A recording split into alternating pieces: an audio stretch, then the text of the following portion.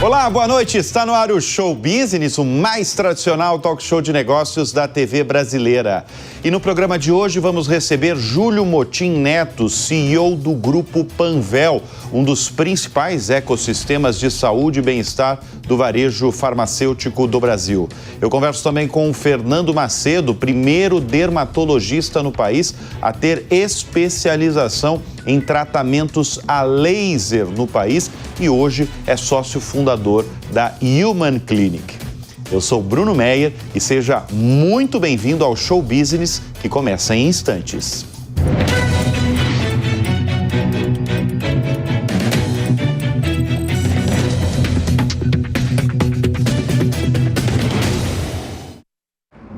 O que é ser gigante? Para a CCR é entregar rodovias seguras. Já para o Antônio é garantir comida para os brasileiros. Para a CCR, ser gigante é oferecer mais conexões aéreas. Para a Júlia, é permitir que a vida continue. Ser gigante para a CCR é oferecer um transporte sustentável. Para a Ana, ser gigante é trabalhar para mudar o futuro pela educação. Mover pessoas com excelência é o que nos faz gigantes. CCR 25 anos. Mover o Brasil é para gigantes. A gente está sempre passando por transformações. Para a Shell, é pensar em como contribuir para o futuro da energia, oferecendo um biocombustível aditivado com tecnologia brasileira, investindo em inovação para promover a segurança energética e em pontos de recarga elétrica pelo país, incentivando novas soluções de mobilidade, acelerando ideias e negócios e valorizando a biodiversidade. Esse é o caminho que a Shell tem seguido, o do amanhã.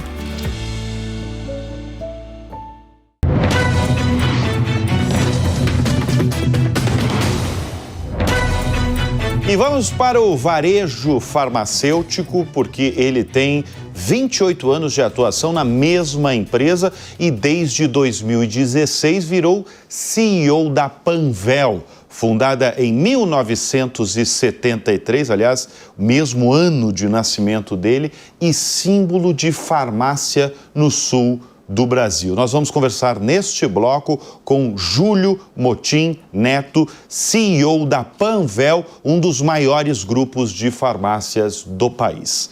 Júlio, obrigado pela presença aqui no estúdio, diretamente de Porto Alegre, veio especialmente aqui para participar do Show Business.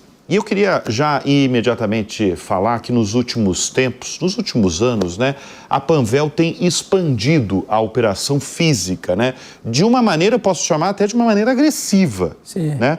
Vocês têm aí lançado 60 lojas por ano nos estados do Sul e também em São Paulo. Quais os planos para 2025? Bom, Bruno, em primeiro lugar, satisfação imensa estar aqui. Como eu te comentei antes, faço parte da audiência da Jovem Pan, né? Admiro muito o trabalho de vocês, é um prazer enorme. Bom, de fato, a Panvel vem crescendo, né? A partir de 2020, nós fizemos um follow-on no mercado, né? Você fez uma captação no mercado de ações, era uma época onde o juro estava em 2%, então uma época super propícia para se ir a mercado. Se captou 1 bilhão e 100 milhões de reais na época. Metade disso foi primária e metade secundária, né? Ou seja, para os sócios e para o caixa da empresa. E a partir dali a gente tomou a decisão de que era hora de crescer. Por que era hora de crescer? Porque nós já tínhamos uma participação importante em Santa Catarina, nós já tínhamos uma participação importante no Paraná também, então a marca já estava formada, né? E uma das coisas mais difíceis no varejo é você ter uma marca relevante, então nós tínhamos uma marca relevante e tomamos a decisão de crescer mais rápido. Então já é o 4º ano seguido que nós inauguramos 60 lojas por ano, né? Isso é praticamente mais do que uma loja por semana, porque são 48 semanas no ano. E vem dando muito certo, né? Para você ter uma ideia, a empresa tinha até 2020 um KGR, que é o composto de crescimento anual, mais ou menos em 13%, 14%, e passamos a crescer a partir de 2020 17,5%. Né? É uma empresa que deve fechar o ano de 2024 com 5 bilhões e 200 de faturamento, e a gente está mirando já o ano que vem perto dos seus 6 bilhões. Então, Uma expansão que deu muito certo, né? Teve uma adesão muito grande dos consumidores, acho que muito em função dessa marca que já existia, né? E os números estão aí para comprovar, né? E eu acho que ela parte de um princípio importante do segmento farma, que é quando você expande para outros estados, você manter a sua base, né? Onde você é forte. Isso é importante, porque não adianta ficar espalhando muita loja pelo Brasil, porque o setor farma é um setor altamente que tem muito a ver com conveniência, né? As pessoas gostam de ir na farmácia próxima à sua casa. Agora você está falando de a gente está falando de expansão aí de lojas, né? São 60 lojas por ano, uma por semana, né? Que você mais de uma por semana. Mais de uma por semana, como você bem destacou. Agora, em 2025, com os juros subindo no Brasil, vocês vão manter esse ritmo? Nós vamos manter o ritmo. O nosso plano era aumentar, né? Porque nós tivemos ótimos resultados. Para você ter uma ideia, no terceiro TRI agora de 24, a gente publicou, apesar de toda a enchente que nós tivemos no segundo TRI, né? Que foi difícil no Rio Grande do Sul, não em Santa Catarina e Paraná, mas no Rio Grande do Sul foi complicado. Nós publicamos um crescimento de 17,5%, nós publicamos um crescimento de EBITDA de 35%, e nós publicamos um crescimento de LAIR de mais de 30% também. Então, era hora de acelerar, né? Até porque as lojas que vêm abrindo, vêm maturando de uma forma muito rápida, né? Elas atingem praticamente o seu ápice de venda em torno de 3 anos e tem um ROI muito rápido também. O retorno sobre o investimento ele gira em torno de 4 anos. Agora, como os juros mudou, como a situação macroeconômica ficou complicada, a gente resolveu manter o plano Cruzeiro e fazer o que a gente já sabe fazer, né? Que é 60 lojas por ano. Essas lojas são próprias, né? Não tem nada de franquia? Não tem franquia. Tá. Tudo por loja própria. E não vem franquia por aí? Não. É difícil fazer franquia no setor farmacêutico? Eu diria que a franquia, o sucesso da franquia depende do controle da cadeia de supply chain que você tem, né? Por exemplo, a gente tem no Brasil franquias de altíssimo sucesso, como o Boticário. Nós temos franquias... Alimentar, a franquia, o próprio McDonald's Mundial, né? McDonald's Mundial. McDonald's faz sucesso, então, porque ele controla o produto dele. Exato. E você chega num Boticário, por exemplo, que, aliás, é uma empresa que a gente admira muito, né? E olha muito também, porque nós temos uma linha própria de produtos que, de alguma maneira, compete com o Boticário, né? São produtos que as pessoas admiram muito também. Mas são empresas que controlam, né? Você chega numa loja do Boticário e só tem produtos do Boticário, né? O segmento farma e o segmento de supermercados, ele é muito complicado, porque quando você começa a abrir franquias, esse franqueado pode comprar produto de qualquer fornecedor. Então é muito difícil você manter um nível de atendimento e um padrão de atendimento nas lojas. Ô, Júlio, você já declarou que as aberturas de lojas acompanham as mudanças aí do comportamento do consumidor. Quais são? O que deseja hoje o consumidor do setor de farmácias? Eu acho que não é o consumidor do setor de farmácias, eu diria que é o consumidor... É o consumidor como um todo. O consumidor ele vai querer duas coisas, são 3 coisas que não vão mudar daqui a 50 anos. As pessoas vão querer receber mais rápido. Cada vez mais rápido. Cada vez mais rápido, né? Então, o varejo que não se deu conta disso, ele está ficando fora de um novo comportamento, né? As pessoas não têm tanto tempo para dedicar. Então, ou a sua loja precisa, de alguma maneira, estar muito perto da casa da pessoa, ou o seu e-commerce precisa entregar muito rápido. O consumidor quer ser tratado como único também, porque o volume de informações que ele deixa em qualquer varejo hoje, ou em qualquer operação, é um volume de informações muito grande. Então, ele espera que o varejista reconheça ele e trate ele e simplifique a vida dele, né? Por exemplo, na Panvel, hoje você não precisa ter nota fiscal para trocar um produto, né? A gente tem todo o registro do consumidor, o consumidor vai lá... Só falar o CPF, nosso atendente vai lá, vê a data que comprou e faz a troca do produto. né? Então a gente precisa usar essas informações para facilitar a vida do consumidor. Evita a burocracia, quer dizer. Usar as informações também para lembrar, por exemplo, do consumidor que o medicamento dele está acabando. É uma funcionalidade que funciona muito bem. A gente lembra o consumidor também de algum produto que ele consome que baixou de preço. Isso mostra respeito pelo consumidor, né? Então o consumidor é um consumidor que exige respeito e é um consumidor que quer ver valor, né? Então não quer pagar mais caro. São 3 coisas, né? Ser tratado como único, receber rápido e pagar mais barato é algo que daqui a 50 anos vai continuar tudo igual. Então o que a gente precisa fazer? Usar todas as tecnologias possíveis para mudar a empresa de forma que a gente entregue isso e continue relevante na vida de cada consumidor. Falando em tecnologia, a inteligência artificial entrou com tudo no setor de varejo? Como é que ela tem sido, como é que ela tem atingido vocês? Bom, a inteligência artificial, na minha opinião, ela se divide antes de 2022 e depois de 2022.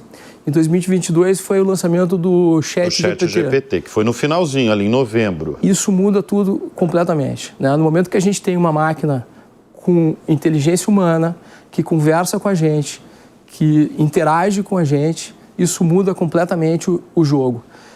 Eu estive agora recentemente, há poucos meses atrás, no Vale do Silício, numa missão do Instituto Caldeira, que aliás eu faço parte do Conselho de Administração, exatamente focada em olhar para a inteligência artificial. Desde o ano passado nós montamos uma área de dados de inteligência artificial dentro da empresa e a gente encara isso como uma mudança praticamente irreversível, né?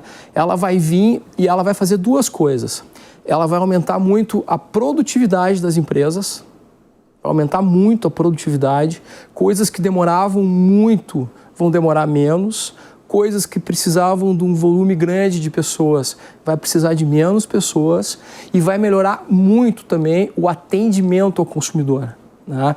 E nesse foco do atendimento ao consumidor, a gente foi rápido, desenvolvemos dentro de casa o que a gente chama de Sofia. Um dos maiores problemas do setor farmacêutico é o alto turnover. A gente tem um volume grande de pessoas, como é primeiro emprego, né, que chega dentro da loja e é uma experiência complicada, né? Você chegar no balcão da farmácia, vem uma pessoa que você nunca viu na vida, mal-humorada porque comprar medicamento ninguém gosta, pede um produto que você nunca ouviu na vida também, Sim.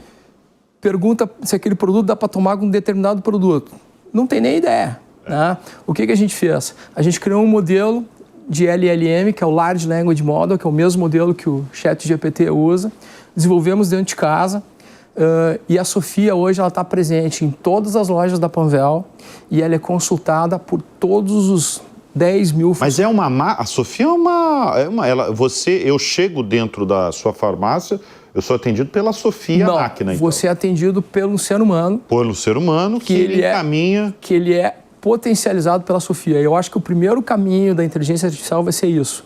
Vai ser potencializar o ser humano, né? Então, uma pessoa, por exemplo, que entrou para trabalhar dentro da Panvel, fazem 3 meses, não tem treinamento nenhum. A pessoa vai lá e pergunta para ela, qual é o tipo de receita que eu preciso para comprar uma Ritalina? O atendente vai lá na Sofia, pergunta, e na hora vem a resposta. Isso é ouro, né? Isso vale ouro, porque ele aumenta a qualidade do atendimento, ele diminui o estresse do funcionário, e a gente acredita muito que diminuindo o estresse do funcionário, e a gente acredita muito que a jornada do colaborador é o que facilita a jornada do consumidor, né? Aumenta muito a qualidade daquele atendimento, né? Então isso já existe na Panvel hoje. Nós inclusive fizemos alguns testes com o ChatGPT e a Sofia hoje, em termos de medicamento, em termos de atendimento em farmácia, ela é o melhor modelo de inteligência artificial do mercado. Dá para ver que você é um apaixonado por tecnologia, né? Total. Total, né? Total. Você passou boa parte da sua trajetória no marketing. Desde o início. Desde o início do marketing, né? Embora você tenha formação de economia. Eu sou economista. O que essas 2 áreas aí, e que eu estou descobrindo através dessa sua participação aqui no Showbiz, que você é um apaixonado por tecnologia, porque você brilha o seu olho, você falar de inteligência artificial, de novas tecnologias, antes dessa pergunta também. O que tudo isso ajuda você quando você senta na cadeira de CEO? Vamos falar especialmente do marketing, que você, durante muitos anos, ocupou cargos nessa posição, nessa função e também na sua formação. Eu acho que, na minha opinião, traz uma pegada de inovação para a companhia, né? Porque o que a gente vê muito em companhias é uma carreira financeira, né? Geralmente o CFO termina virando CEO. E quando um apaixonado como eu pelo comportamento do consumidor, por tecnologia, assume essa cadeira, a organização inteira ela se adapta, né? As pessoas que vêm trabalhar com a gente são pessoas diferentes. O comportamento das pessoas é diferente, porque eu não sou apaixonado por tecnologia, eu sou apaixonado pelo comportamento do consumidor. Eu não sou apaixonado por farmácia, eu sou apaixonado por saúde, por proporcionar a saúde. Mas você Se tiver que ser através de farmácia, nós vamos continuar abrindo farmácia. Se tiver que ser através do mundo digital, através de inteligência artificial, nós vamos ir por esse caminho. Então, o foco é o cliente, o foco é o comportamento do consumidor. E é isso que eu sou apaixonado. E quando a gente tem um CEO apaixonado por isso, a organização toda, de alguma maneira, ela se contagia por isso, né? Então, eu acho que esse é o benefício. Quando a gente sai do varejo farmacêutico e vai para outros varejos, né, você vê uma outra realidade da de vocês. Você vê uma série de empresas tradicionais, fechando lojas físicas e apostando tudo no digital. A gente está falando desde o início do programa que a realidade de vocês é diferente. Vocês não param de abrir lojas pelo país, especialmente em determinadas regiões. Volto a repetir, mais de um lançamento, uma abertura de lojas por semana no Brasil. Por que o setor, por que a unidade física é tão importante para o setor? Bom, tem duas características, né? A primeira é um setor altamente regulado. Precisa ter uma farmácia para vender alguns tipos de produtos e medicamentos.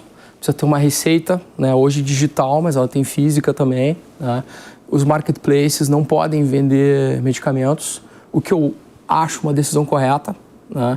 A gente olha hoje para os marketplaces e vê uma gama de produtos com origem duvidosa e com medicamento a gente não pode brincar, né? Uma outra coisa também é que a farmácia, ao longo do tempo no Brasil, ela ocupou um espaço muito importante em higiene e beleza. E esse mercado de higiene e beleza é um mercado que tem uma característica muito grande de inovação, de lançamento de produtos, né? E não tem lugar melhor para você ter contato com o lançamento de produtos do que a loja física. E tem um terceiro movimento interessante também, que eu acho que aí é uma característica do setor inteiro, tá? E não necessariamente apenas da Panvel. Esse volume de lojas, essa proximidade com o consumidor, essa digitalização que está acontecendo na Panvel, mas a gente vê que está acontecendo nos concorrentes também.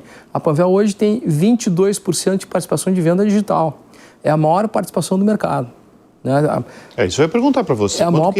Não, mas o digital representa o quê do faturamento? 22%. 22%? 22%. É a maior participação do mercado.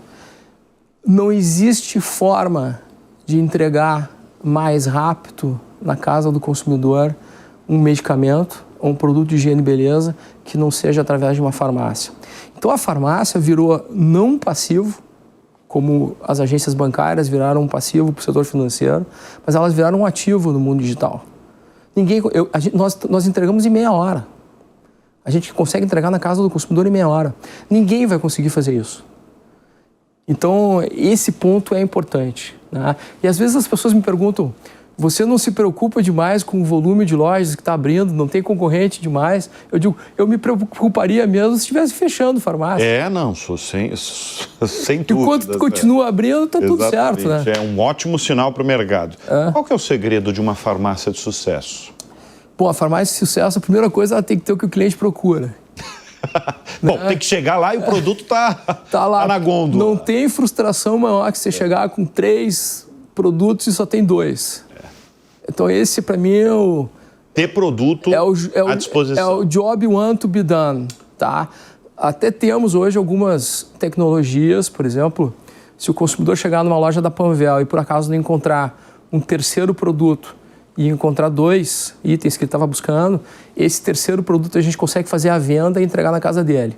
Nós temos o que a gente chama de prateleira infinita.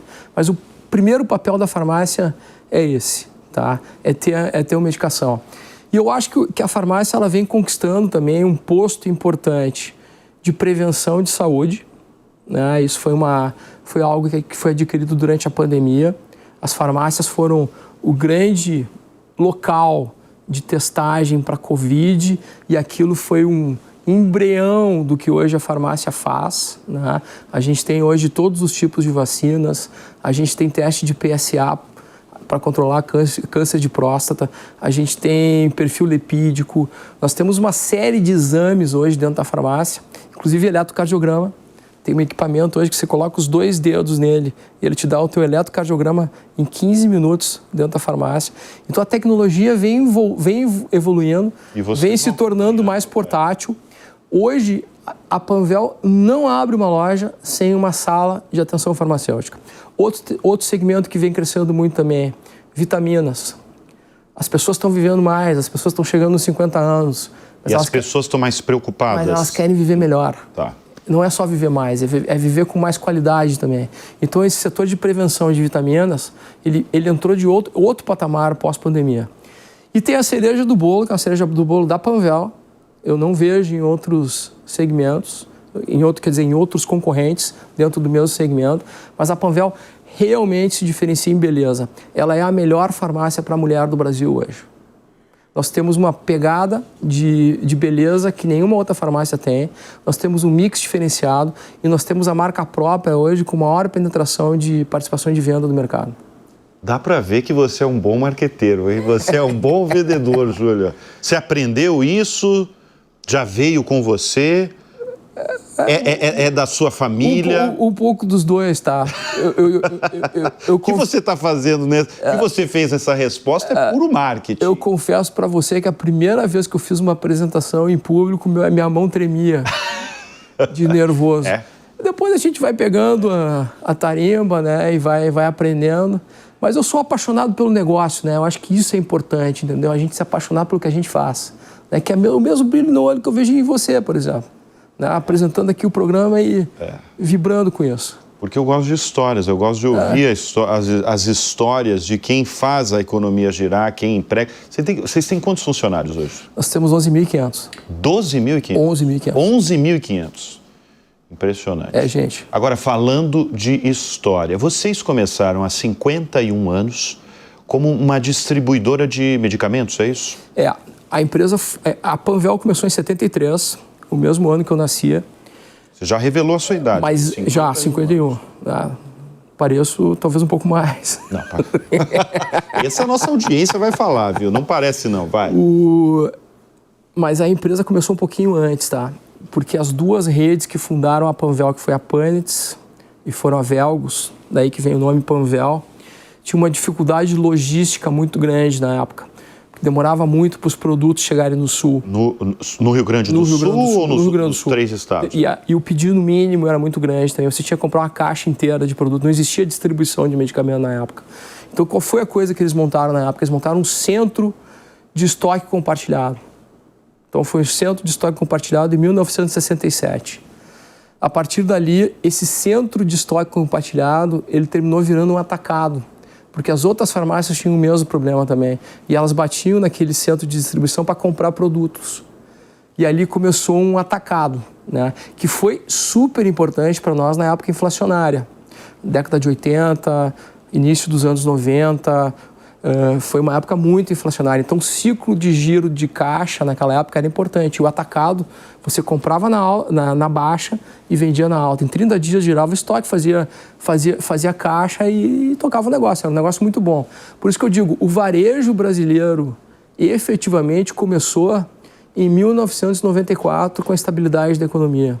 Era muito difícil você ter uma operação de varejo com uma inflação de 100% ao mês.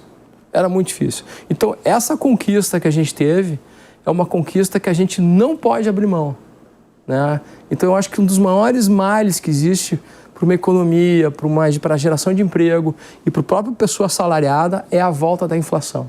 Então, a gente precisa trabalhar de forma a prevenir que isso nunca mais aconteça. Mas, de acordo com a primeira pergunta que eu fiz no programa, né, que você vai manter a abertura de lojas para 2025. Como é que é o seu estado como empresário mesmo? Você está otimista, você está realista ou você está pessimista em relação à economia brasileira?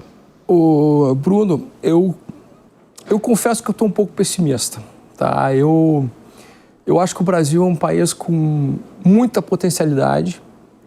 Eu acho que o Brasil estaria hoje vivendo um momento único, porque se você olhar a geopolítica do mundo, você tem uma Rússia que praticamente saiu do mercado, não compra e vende para ninguém. Inclusive os russos nem cartão de crédito tem mais. Tem uma China caminhando cada vez mais para um totalitarismo, né? Então, em vez de caminhar para uma democracia, você vê caindo para um totalitarismo. Tem uma Índia indo muito bem, aliás, as empresas na Índia estão com valuation que é o dobro das empresas brasileiras.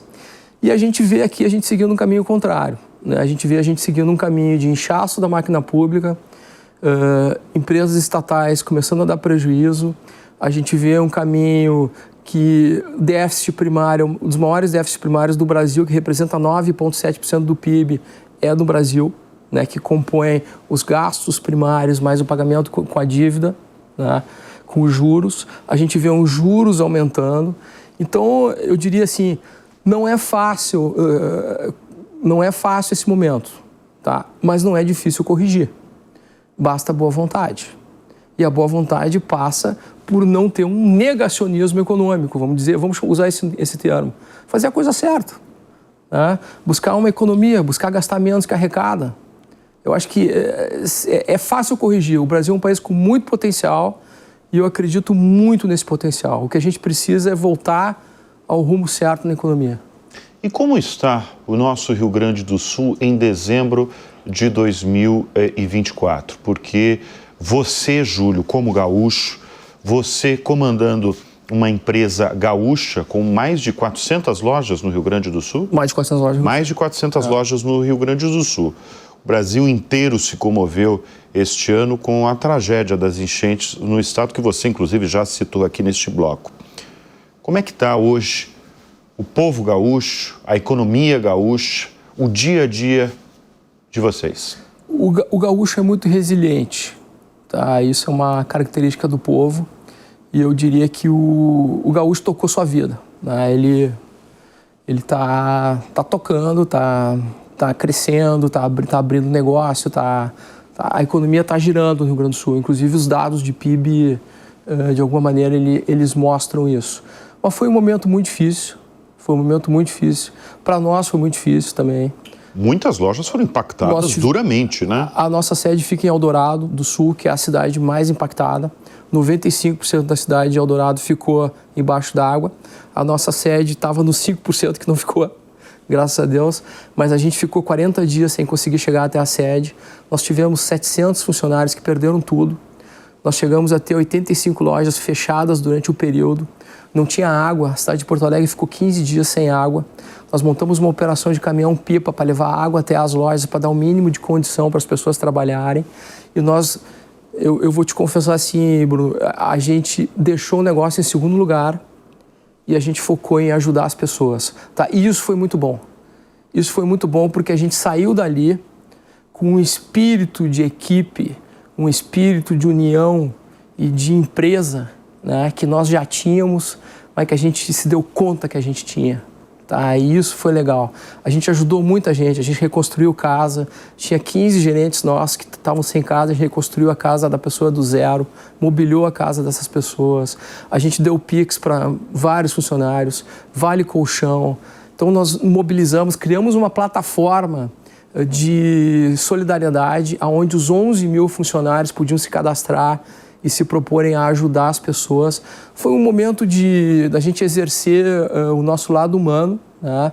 É uma catástrofe que eu te confesso que eu não esperava passar por ela, porque a gente acabou de ter uma pandemia, né? Eu nunca imaginei que nós viríamos mas a gente termina saindo mais forte num movimento desses, né? Mas eu acho que o Rio Grande do Sul vem se recuperando e vai se recuperar.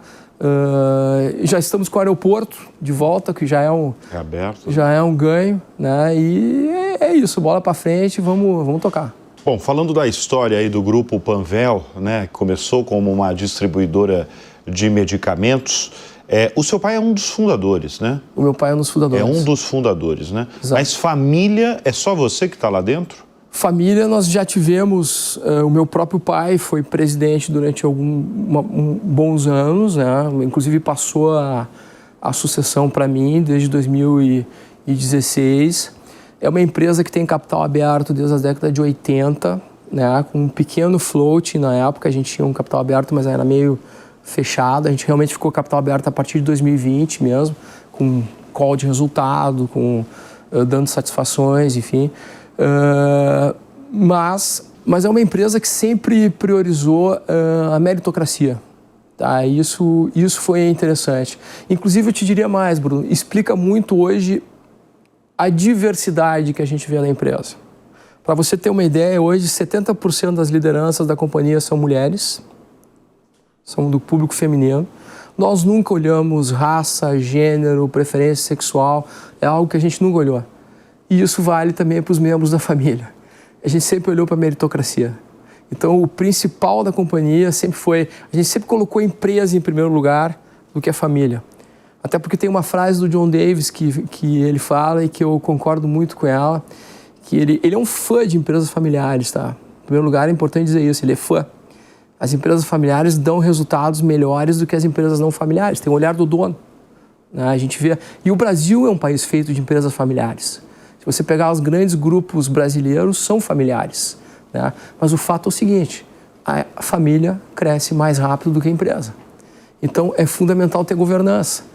Né? E a gente tem governança há muito tempo, e isso eu acho que é uma característica da companhia. Mas é só você que está como família? Hoje é só eu. Hoje é só eu. Mas tivemos uma colaboração grande de pessoas importantes, de todas as famílias que foram muito importantes durante bons períodos da empresa. Ô, Júlio, eu vou fazer essa pergunta sobre a cultura da empresa ao longo desses 51 anos. É a meritocracia ou tem outras características dessa cultura de vocês? Tem uma coisa de cultura que eu acredito, tá? Porque as pessoas dizem assim, a cultura não muda. Eu tenho um pouco de dúvida nisso. Porque nós somos consumidores de cultura, mas nós somos produtores de cultura também. Então é impossível que a cultura não mude mudando as pessoas. Então a cultura ela vai evoluindo, né? Tem coisas que ficam. Por exemplo, a gente faz uma pesquisa hoje dentro da companhia e tem duas palavras que aparecem sempre em toda a pesquisa: ética e qualidade. Então, fazem parte da nossa cultura, nós não vamos mudar isso. Mas a forma que as pessoas lidam entre si é muito diferente de 20, 30 anos atrás, né? Hoje não tem mais espaço para aquele CEO que sabia tudo, que era chefe de tudo, que era um pouco arrogante, que era o dono da verdade, que dava ordem. Hoje tem espaço para inovar. E o único jeito de você inovar hoje dentro de uma companhia é você descentralizar o processo decisório. Porque a rapidez com que as coisas estão mudando, é impossível que a inovação hoje ela fique na área de inovação. A inovação hoje ela tem que acontecer em todas as áreas da empresa. Áreas, né? E o único jeito de acontecer em todas as áreas da empresa é você dar autonomia para as pessoas. E é o que as pessoas querem. Muito bem. Quem são as suas referências, viu, no mundo dos negócios, Júlio? Bom, tenho várias. Tem várias, mas seleciona aí. Várias referências. A primeira é meu pai, né, que foi uma pessoa muito importante para mim, me trouxe a disciplina que eu tenho, minha vontade de trabalhar. Eu gosto muito do Steve Jobs, pela atenção aos detalhes, e eu sou um cara muito detalhista. Quem me conhece sabe que eu sou detalhista na veia, eu consigo ver a mosca branca da loja, o que está errado ali, tá? E outros, vamos dizer assim, líderes importantes, seria injusto da minha parte citar. Tem uma pessoa, por exemplo, no Rio Grande do Sul, que eu acho que fez um trabalho magnífico também, que é o Jorge Gerdau. Inclusive lançou um livro na semana passada também, é um orgulho para o Rio Grande do Sul, uma empresa que hoje está no mundo inteiro, né? E é uma pessoa que participa muito e tem quase 90 anos, hoje tem uma vontade de ensinar e de participar de tudo também. Mas eu acho que Steve Jobs, na verdade, é um cara que fez diferença no mundo, né? Muito bem, nós conversamos neste bloco do Show Business com Júlio Motim Neto, CEO da Panvel. Obrigado pela presença mais uma vez aqui no programa. Obrigado, Bruno. Foi um prazer. E o Show Business faz uma rápida pausa e volta em instantes.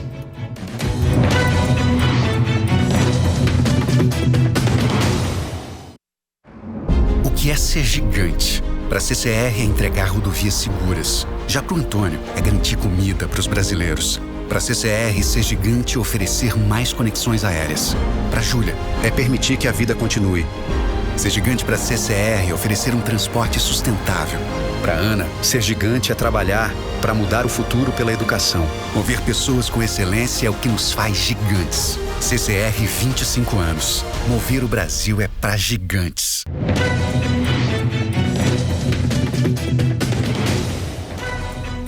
E voltamos com o Show Business, vamos direto para o mundo da medicina estética. Ele foi o primeiro dermatologista no Brasil a ter especialização em tratamentos a laser no país e passou a ser um estudioso em novas tecnologias e lasers de última geração. Nós vamos receber neste bloco do Show Business o doutor Fernando Macedo, sócio fundador, um dos sócios fundadores da Human Clinic. Obrigado, doutor, pela presença aqui em nosso estúdio. E eu queria que você falasse já para a nossa audiência, qual é o tamanho, doutor, da medicina estética e o que o Brasil representa no mundo? Bom, primeiramente é um prazer estar aqui. Uma pessoa que eu conheci há pouco tempo e a nossa energia bateu. E esse é um assunto que ganhou muita notoriedade recentemente pela procura. Onde tem procura, tem investimento. Então, o Brasil é o segundo mercado mundial de medicina estética, vamos chamar assim, tudo que a gente pode chamar tudo de medicina estética, apesar de que isso é mais amplo do que a área médica, né? E é um mercado que estima-se que gira 127 bilhões por ano. Bilhões de dólares por ano, tá? Por ano. Agora, desde que eu me formei na Escola Paulista de Medicina e entrei para a cosmetria de lá, só cresceu. Eu não cheguei a ver, não em números, mas em interesse, um patamar de procura. Como nós estamos vivendo agora? Como nós estamos vivendo. Então é uma curva crescente esse mercado há 25 anos. Você falou, o Brasil é o segundo Primeiro global. Estados Unidos. Primeiro, evidentemente, é os Estados Unidos. Estados tá? Unidos. Eu chamei, um dos motivos aí de eu chamar você, doutor, aqui para o programa, é que a gente também tem recebido nas últimas edições desse ano presidentes de farmacêutica. E é incrível o retorno que a gente tem do público, porque presidentes de farmacêuticas, tem algumas farmacêuticas multinacionais, mas que estão com presença aqui no Brasil, aumentaram o faturamento, inclusive o dobro nos últimos 4 anos, por conta de medicina estética. Ou seja, passou inclusive a mudar o foco. E isso mostra, isso é operação brasileira, isso mostra isso que você está falando, né? Que o aumento da procura do brasileiro. A minha questão agora, você que está há muito tempo nessa seara, o que o brasileiro tem buscado? O que os seus pacientes buscam quando vão até o seu consultório? Eles querem ficar mais jovens? Então, você sabe que esse perfil foi mudando, tá? Quando eu comecei as tecnologias, as pessoas iam atrás de um problema, de uma dor. Ou é uma mancha como melasma, ou é uma cicatriz, ou é para retirar alguns vasinhos. Teve a fase lá atrás da depilação a laser, né, para as pessoas não terem mais pelos. Mas com o avanço das tecnologias, e as minhas ferramentas mesmo melhoraram muito, e até um protocolo que eu chamo de pílula da juventude, que é uma ideia de parar de envelhecer a pele. E aí, como você começa a divulgar isso, que vai de encontro com o que a população busca hoje em dia, que é a autoestima, a gente foi mudando de problemas para, no meu caso, tá? Rejuvenescimento. Tá. As pessoas me procuram muito, não por um problema em si, isso foi mudando. Doutor, eu ouço você falar, eu já vi os seus comentários, as suas exposições, e eu vim aqui buscar como é que eu fico bem, como é que eu melhoro, como é que eu rejuvenesço e como é que eu me mantenho jovem. Então as pessoas querem ficar mais jovens o tempo todo, para ter uma autoestima, uma estima melhor. Você sabe o poder da autoestima, né? Sim. Isso para você, para mim. Agora imagina para as novas gerações. Pois é, você está falando de novas gerações, doutor. Eu imagino que deve ter um impacto muito grande das redes sociais, né? Eu queria entender, você profissional longevo já, o impacto das redes sociais. Porque assim, se a gente falar de uma rede social, só vou pegar uma. O Instagram, no início dos anos 2000, por exemplo, não existia Instagram. E a partir do momento que existe uma rede social chamada Instagram, em que as pessoas postam fotos, em que as pessoas buscam curtidas, os likes, eu imagino que deve ter tido um impacto grande no seu setor, né? Olha, Bruno, eu acho que isso foi um dos motivos que fez essa mudança no perfil da procura dos meus pacientes, né? Esses pacientes, e principalmente essa geração mais jovem, é muito importante para eles parecerem como o que eles veem como bonito no Instagram. Isso não quer dizer que é real, porque a gente sabe que as pessoas usam filtros no Instagram. Muito filtro, né? E agora tem até um movimento contra o filtro, contra o artificial, contra o excesso. Você já ouviu falar disso? Já. Né? Porque foi tudo sendo canalizado por uma coisa muito irreal. O over. O fake, é isso? O fake, tá. Né? Agora, deixa eu te falar uma coisa. Você falando do fake, do falso, o que acontece? Eu imagino que você já deve ter deparado muitas e muitas vezes com aquele cliente que não fica satisfeito com um procedimento e você, como um profissional sério, sabe que tem um exagero. A pessoa nunca está satisfeita com aquilo que você está propondo como profissional. Qual é a atitude? Você já se deparou com muita gente assim? Algumas vezes. Existem dois caminhos. Se é uma queixa real e a gente ainda não atingiu um objetivo e é possível ser atingido, aí nós vamos reformular como o tratamento. Associar tecnologias é muito interessante. Vocês sabem que eu gosto muito de lasers e tecnologias. Tem muitas tecnologias que não são laser, mas parecem, tá? Que a gente pode tratar tudo como a mesma coisa. E aí a gente pode reformular. Então, se não deu tão certo ainda, nós vamos misturar mais alguma coisa, nós vamos associar um tratamento e a gente pode chegar no resultado final. Mas você está falando de uma outra coisa, eu acho, que é quando o paciente tem o que a gente chama de dismorfofobia.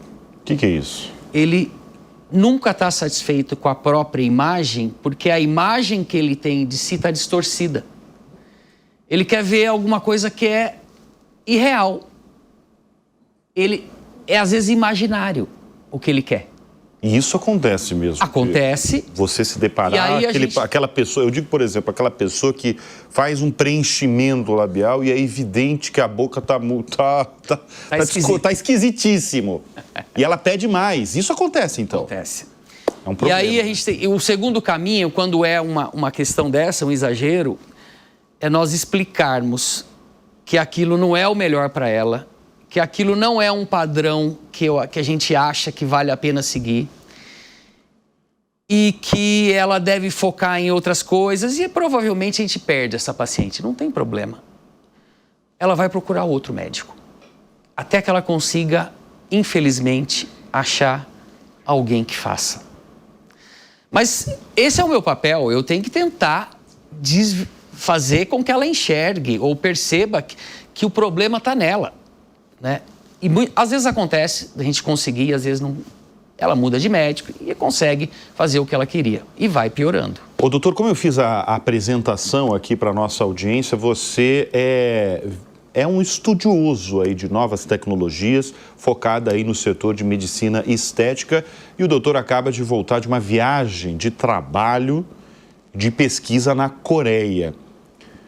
O que tem vindo aí de novas tecnologias e, sobretudo, por que a Coreia virou essa referência? Coreia do Sul, né? Não, com certeza, né? Coreia do Sul. Você não foi para a Coreia do Norte, né? Não. Existe um passeio para a fronteira, né? Mas você não fez. Não, não fiz. Mas os meus amigos foram, é interessante. E eles têm na Coreia do Norte, você olhando da Coreia do Sul, uma cidade que é um showroom fake, que não tem pessoas. Eles montaram prédios, como se fosse uma cidade assim em desenvolvimento. Mas eu acho que isso tem a ver com a história da Coreia. Por que a Coreia está bombando, vamos dizer assim, hoje em dia, nessa área? A Coreia passou por uma guerra, a separação das Coreias, as guerras das Coreias, há 60 anos. E aí houve um investimento americano, mas houve um bom senso do governo de investir em educação e empreendedorismo. Eles educaram o povo e aí começaram a mostrar caminhos para esse povo se desenvolver. Olha que inteligente. Se desenvolver e ascender, né? E ascender. E ascender.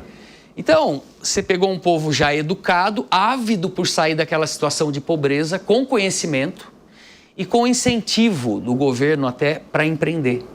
E aí veio o que acontece, eu tive 3 vezes na Coreia já, o que acontece, a gente vê lá em Seul, por exemplo, centenas de microempresas, fábricas, praticamente dentro de Seul. Inovação. Aí eles pegaram aquele conhecimento, aquela facilidade de empreender e foram para uma cultura deles que já é da beleza ou do cuidado com a pele. O oriental é muito preocupado com isso, mais que o ocidental, entendeu? Eles canalizaram. Qual é o mercado que está emergente? Do que a gente gosta? A gente sabe inovar e empreender? Sabe. Canalizou tudo para uma das coisas que a Coreia está bombando, que é skincare, os cuidados com a pele, as inovações da minha área de tecnologia e lasers e por aí vai.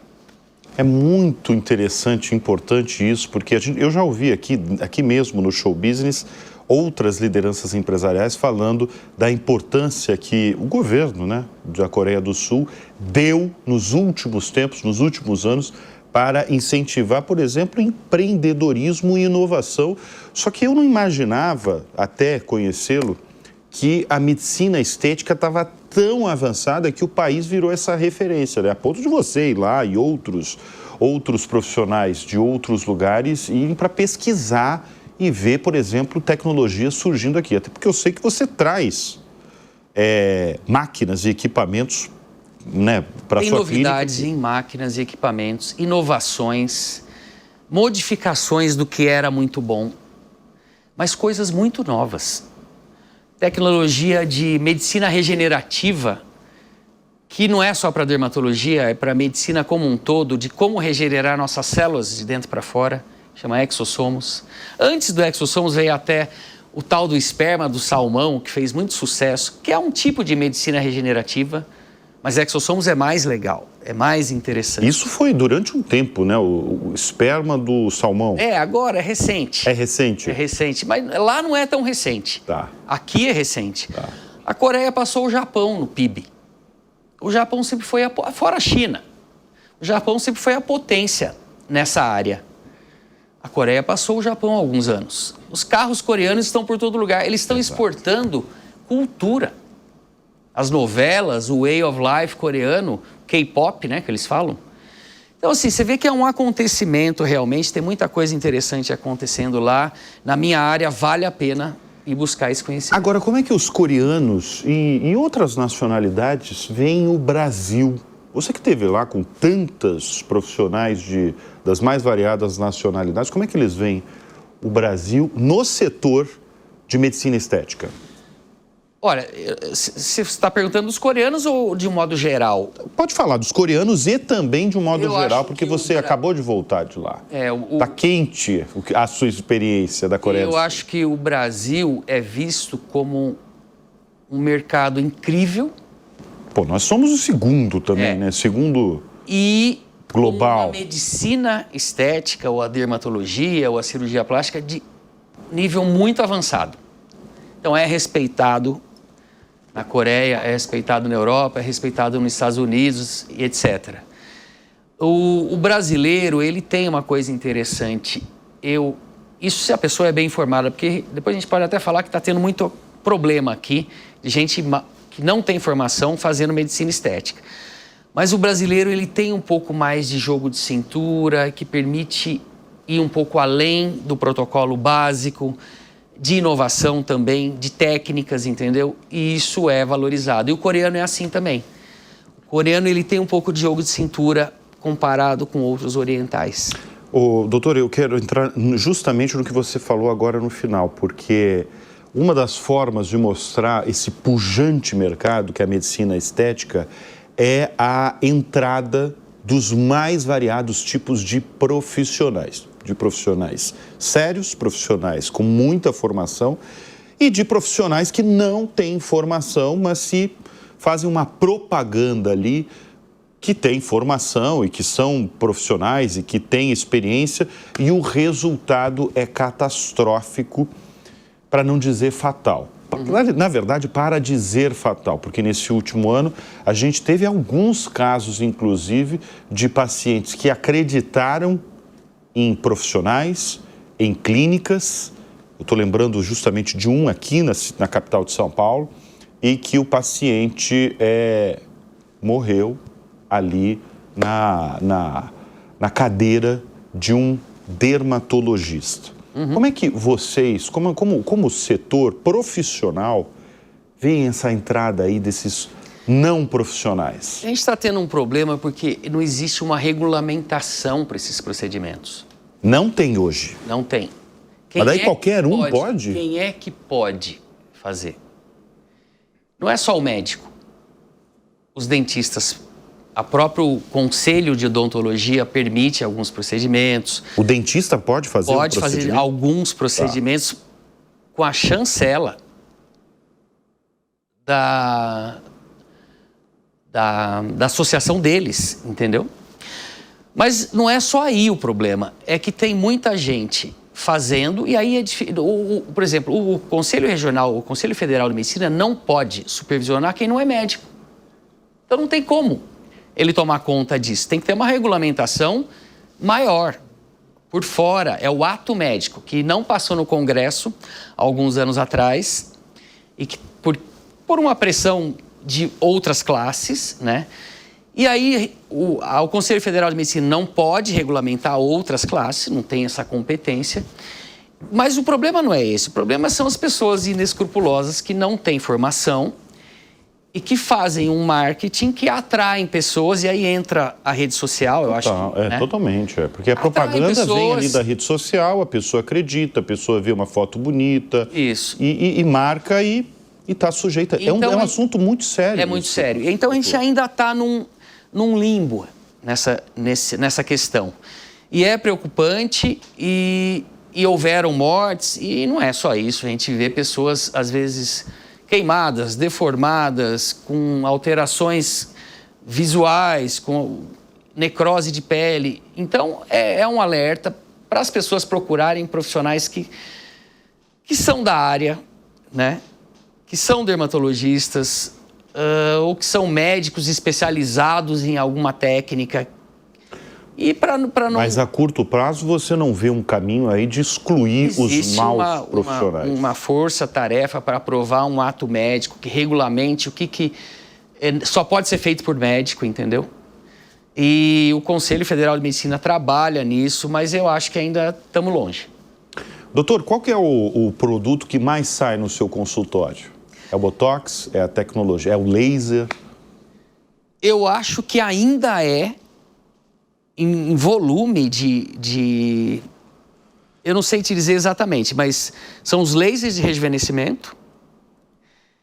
O Botox, que é uma coisa assim, ele complementa tudo que é feito, né? Que é a toxina botulínica. Que Botox é que nem Gillette, né? É a lâmina de barbear, é a Gillette. Fizemos propaganda aqui. Não, pode falar, pode falar. Mas Esse programa é de negócio, não tem problema. Então, por quê? Porque o Botox é a marca, né? Sim, Mas o Botox, ele é um complemento. Não, eu falo de Botox porque todo mundo imediatamente todo mundo vai saber Botox. o que é o Botox. O que virou Gillette. Exatamente, Mas assim, o Botox, ele complementa o laser e ele complementa os preenchedores, tá?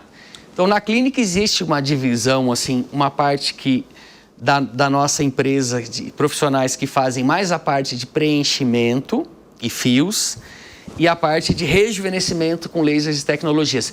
E eles são, em número de procedimentos, hoje muito próximos. Sempre foi mais o preenchimento.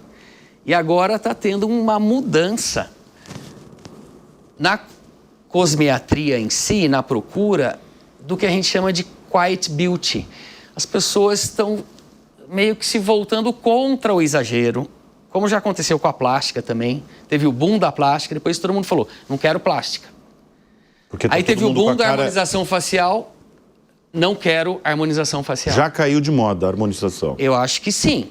Você ouve falar, você vê as pessoas tirando, né? Você tem é verdade. Tem gente que tira a harmonização. Movimento. Que deve ficar mais estranho ainda. Não, melhora. Melhora? Melhora, porque o preenchedor em Mas excesso... dá para você fazer a harmonização, troca e voltar assim? Não, o que você se for uma ácido... desmoralização. Se for ácido hialurônico, que é o mais usado, tá?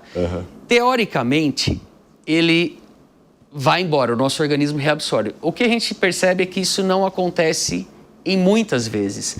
E aí o acúmulo de ácido hialurônico, preenchimento sobre preenchimento, vai deixando a pessoa... Você deve ter visto algumas pessoas muito bochechudas. A Madonna já passou por isso, a Demi Moore, não sei se você viu o filme recente dela. Depois ela tirou. Isso tem antídoto.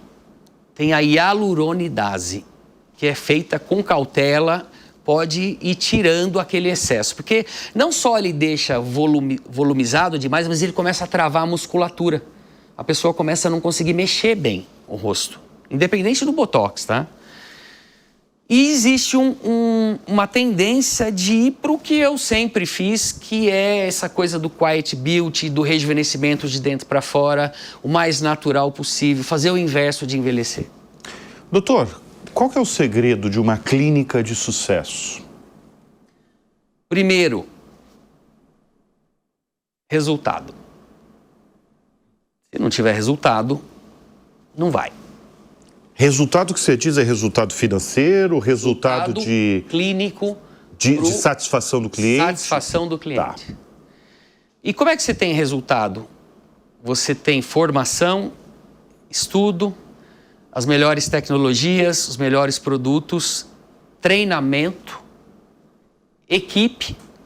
Porque aí, quando você começa a ampliar, você tem equipes que vão fazer também o seu trabalho, ou parte do seu trabalho, ou o seu protocolo que você desenvolveu, desenvolver inovação. O que eu faço é, falar um pouco de mim, é pegar o que existe de tecnologia e tirar o melhor que existe daquela tecnologia, fazer inovação, protocolos inovadores. Aí eu tenho que ensinar isso. E aí a gente vai seguindo o caminho das empresas, né? Pessoas, marketing, experiência do paciente. Mas tudo começa com resultado. Se você não entregar... Esquece, não tem jeito. Não vai. Tem jeito. Uma hora que o marketing não se sustenta, né? É verdade.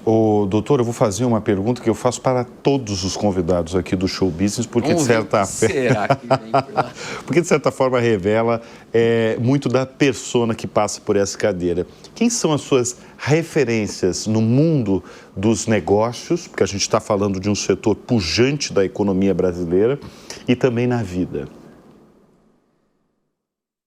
Olha, no mundo dos negócios, eu vou ser chavão aqui. Não tem como não falar. Pode ser. Não tem como não falar do Steve Jobs e do Bill Gates. Eles mudaram o mundo. E cada um na sua. Mas, por exemplo, uma pessoa... E por quê, né? E eu até vou mais... Apesar do Steve Jobs ser mais genial, eu gosto muito da pegada do Bill Gates, porque eu gosto muito de pessoas. E ele é um cara que parece que tem uma preocupação também com as pessoas, com o social. E aí eu vou te falar uma outra empresária americana que tem essa pegada, que é a Oprah, né? Que veio, venceu, conecta pessoas e traz também benefícios, né? Eu acho que no Brasil tem pessoas interessantes. Eu gosto de um trabalho, acho que é Eduardo Lira, do Gerando Falcões, sim. Que também tem essa coisa das pessoas, do cuidado, e tem vários outros, né? Mas eu sou uma pessoa, um empresário que vou atrás dos processos e das pessoas, de gestão de pessoas. Eu adoro isso. Eu adoro pessoas. Então, eu sempre eu gosto mais dos empresários que têm essa pegada também. Muito bem, nós conversamos neste bloco com o Dr. Fernando Macedo, da Human Clinic. Obrigado pela presença, doutor. Boa, Bruno. Até a próxima, viu? Prazer é nosso aqui. E olha, o Show Business vai ficando por aqui. Fica um convite para você, se você quiser ter conteúdos exclusivos aqui da Jovem Pan, faça sua assinatura, entre lá, www.jovempan.com.br e assine. Obrigado pela audiência, obrigado pela confiança. A gente volta na semana que vem. Até lá. Tchau.